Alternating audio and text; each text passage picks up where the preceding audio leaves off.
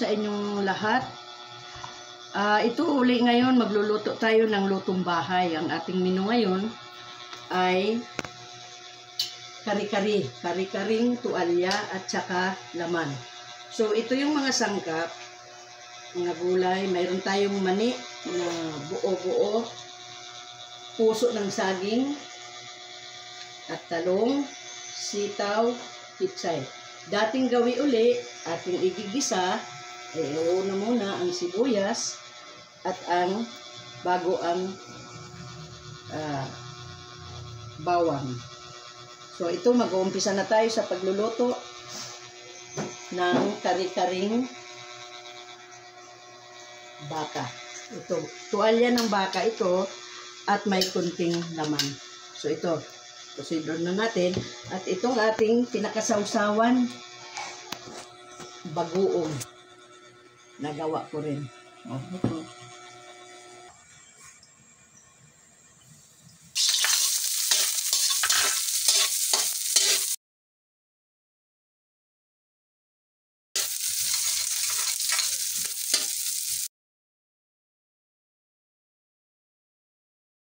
Lalagay na natin yung tuwalya ng baka.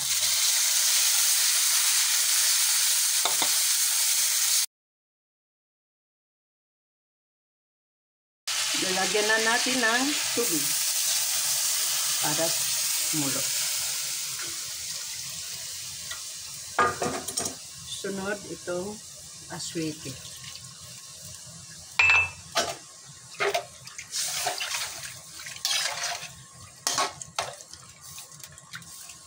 Pakuluan ulit natin. 3 kutsarang mani.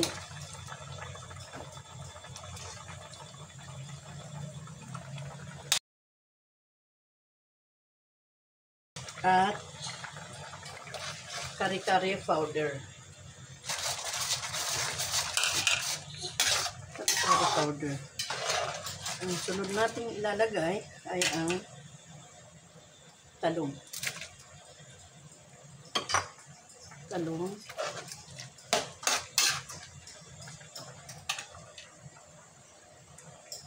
Sumunod ay ang puso ng saging. Banana blossom.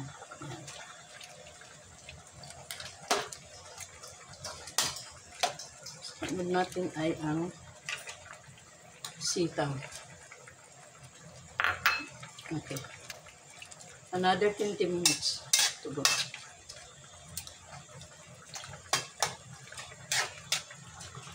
Mag-add tayo ng 1 kutsarang asin dahil mayroon naman siyang bagoong.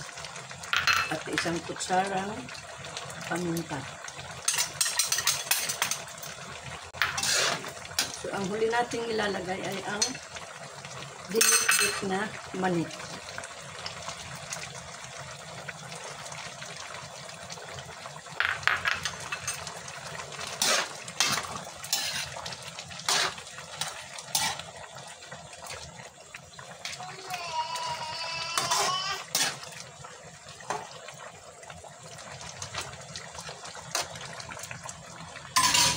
Ang last ay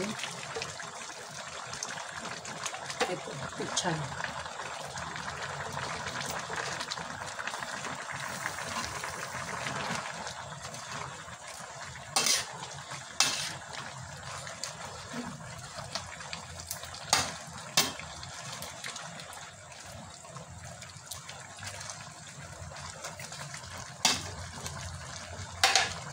Add pa natin yung peanut. Tapos, sili.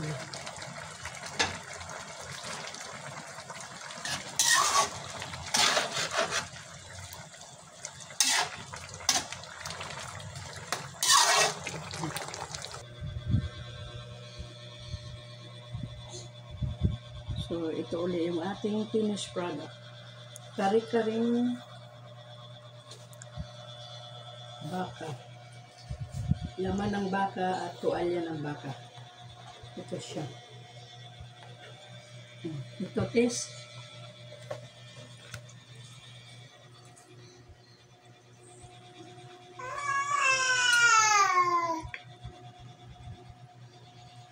Ayan, yung bagoong nagawa ko rin. Okay. Anong masasabi mo? Masarap. Yummy? Yummy, yummy. Okay.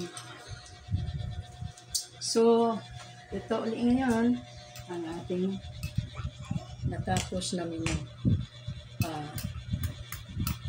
Bye-bye sa inyong lahat at maghapunan na tayo. Ito ang ating ulam ngayon dahil malamig at tag-ulan na araw na to.